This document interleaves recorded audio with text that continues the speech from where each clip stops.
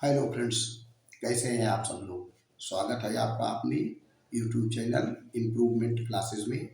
मैं प्रमोद श्रीवास्तव आज आप लोगों को कक्षा 10 भौतिक विज्ञान का मानव नेत्र तथा रंगों का इंद्रधनुष इसके बारे में बताने चल रहे हैं कि जैसा कि पिछले वीडियो में आप लोगों ने मानव नेत्र की संरचना, उसकी कार्यविधि देखा। उसके बाद वाले वीडियो में आपने ये दृष्टि दोष देखा, सामान्य दृष्टि तथा दृष्टि दोष। दृष्टि दोष में निकट दृष्टि दोष आप लोग देख चुके हैं। आज का जो टॉपिक है वो है दूर दृष्टि दोष, जिसको कहते हैं हाइपरमेट्रोपिया, दूर दृष्टि दोष। जैसा कि ये नाम से स्पष्ट है, दूर माने दूर का दृष्टि दोष, दृष्टि दोष, दूर का दृष्टि दोष। लेकिन ऐसा नहीं है। इसका मतलब ये होता है कि आप जानते हैं कि जैसे नेत्र में जो प्रतिबिंब बनता है, मानव नेत्र में जो प्रतिबिंब बनता है वो नेत्र के रेटिना पर बनता है, और जब रेटिना पर बनता है तो उस वस्तु का प्रतिबिंब स्पष्ट रूप से दिखाई देता है। लेकिन दूर दृष्टि दोष क्या होता है? दृष्टि दोष पहले क्या होता है हमने आपको बताया है कि नेत्र का वह दोष जिसमें किसी वस्तु का प्रतिबिंब नेत्र के रेटिना पर ना बन करके रेटिना के आगे या पीछे बनता है। ऐसी स्थिति में वस्तु स्पष्ट रूप से नहीं दिखाई देती। तो यह दोष दो प्रकार का होता है, निकट दृष्टि दोष और दूर दृष्टि दोष। तो जो निकट दृष्टि दोष है उसी का ठीक उल्टा दूर दृष्टि दोष है। तो दूर दृष्टि दोष में क्या होता है, जैसे कि लिखा गया है दूर दृष्टि दोष, जिसको बोलते हैं हाइपरमेट्रोपिया। नेत्र का वह दोष जिसमें दूर की वस्तुएं तो स्पष्ट दिखाई देती हैं परंतु पास की वस्तुएं स्पष्ट नहीं दिखाई देती, दूर दृष्टि दोष कहलाता है। अब आइए, दूर की वस्तु और पास की वस्तु से क्या मतलब है? ये स्पष्ट दृष्टि की न्यूनतम दूरी जो होती है वो 25 सेंटीमीटर होती है। तो जो 25 सेंटीमीटर, आंख से 25 सेंटीमीटर का जो बिंदु होता है उस बिंदु को हम निकट बिंदु मानते हैं। ये निकट बिंदु यह है, मान लिया ये 25 सेमी की दूरी पर है। ऐसी स्थिति में वस्तु जो है 25 सेंटीमीटर या उससे दूर अगर वस्तु है, 25 सेंटीमीटर ये निकट बिंदु वो है मान लिया, उससे दूर अगर कोई वस्तु है तो वो स्पष्ट दिखाई देती है। जैसा कि आप देख रहे हैं ये दूर बिंदु यह है जिसकी दूरी नेत्र से 25 सेंटीमीटर से अधिक दूर है, तो उसी को बोलते हैं दूर की वस्तु। दूर की वस्तु का मतलब 25 सेंटीमीटर से अधिक की वस्तु, दूरी की वस्तु।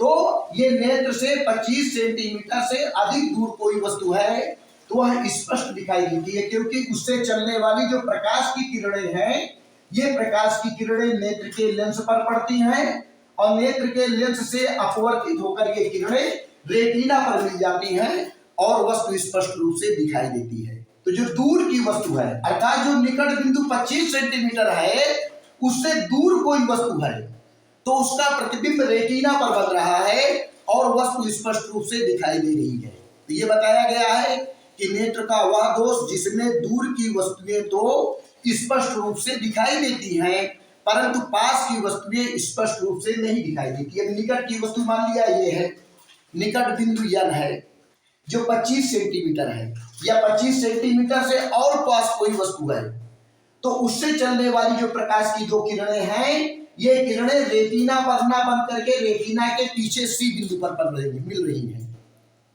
क्योंकि रेटिना पर दोनों किरणें नहीं मिल रही हैं इसलिए वस्तु का प्रतिबिंब रेटिना पर ना बन करके रेटिना के पीछे सी बिंदु पर बन रहा है और वस्तु स्पष्ट रूप से नहीं दिखाई दे रही है। इन दोनों चित्रों में आपने देखा किसमें दूर की वस्तु है, क्योंकि 25 सेंटीमीटर से दूर बिंदु है तो दूर की वस्तुएं तो स्पष्ट दिखाई देती है क्योंकि इसका प्रतिबिंब रेटिना पर बन रहा है, परंतु पास की वस्तुएं, निकट की वस्तुएं स्पष्ट रूप से नहीं दिखाई देती क्योंकि निकट बिंदु यन से चलने वाली प्रकाश की किरणें नेत्र के लेंस से टकराने के बाद रेटिना पर ना मिल करके रेटिना के पीछे सी बिंदु पर मिल रही है, इसलिए वस्तु नहीं दिखाई दे रही है। तो यही दोष जो है दूर दृष्टि दोष कहलाता है कि आंख का वह दोष जिसमें किसी वस्तु का प्रतिबिंब रेटिना पर ना बन करके रेटिना के बाद में बनता है, पीछे बनता है। अर्थात दूर की वस्तुएं तो स्पष्ट दिखाई देती हैं, परंतु पास की वस्तुएं स्पष्ट नहीं दिखाई देती। अब आइए देखते हैं इस दोष का कारण क्या है। तो इस दोष के दो कारण हैं। पहला है नेत्र लेंस की वक्रता कम हो जाने से अथवा फोकस दूरी बढ़ जाने से। अर्थात ये जो नेत्र लेंस है, ये नेत्र लेंस देख रहे हैं, जब इसकी वक्रता कम हो जाएगी, ये सिकुड़ जाएगा थोड़ा सा, तो इसकी फोकस दूरी ज्यादा हो जाएगी। अगर वक्रता कम हो जाएगी तो इसकी फोकस दूरी क्या हो जाएगी, बढ़ जाएगी। जब फोकस दूरी बढ़ जाती है तो दूर की वस्तु दिखाई देने लगती है और पास की वस्तु नहीं दिखाई देने लगती है।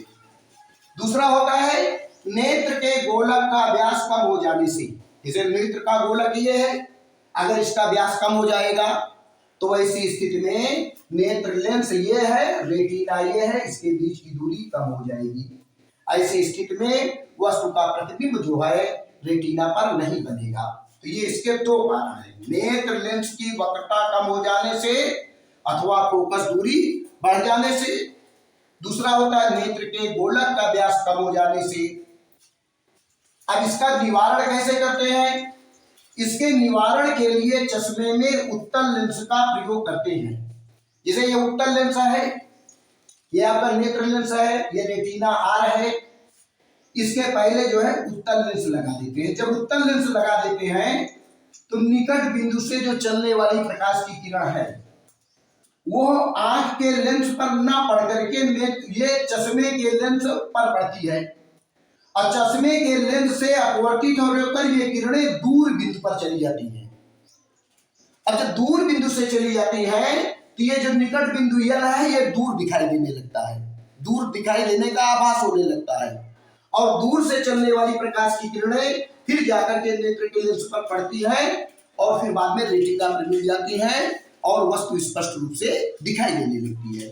इस प्रकार यदि हम चश्मे में उत्तल लेंस लगा देते हैं तो पोजीशन जो है ये बन जाती है और रेटिना पर वस्तु का प्रतिबिंब बनता है, वस्तु दिखाई देने लगती है। चश्मे को हटा देते हैं तो पोजीशन ये बन जाती है, इसका प्रतिबिंब रेटिना के पीछे बन जाता है और वस्तु स्पष्ट रूप से नहीं दिखाई देती। तो ये इसका निवारण है। इस प्रकार आज आपने देखा कि दूर दृष्टि दोष क्या है, इसका कारण क्या है, इसका निवारण क्या है। यदि ये वीडियो आपके समझ में अच्छी तरह आया हो, कृपया हमारे चैनल को सब्सक्राइब करें, वीडियो को लाइक करें। धन्यवाद।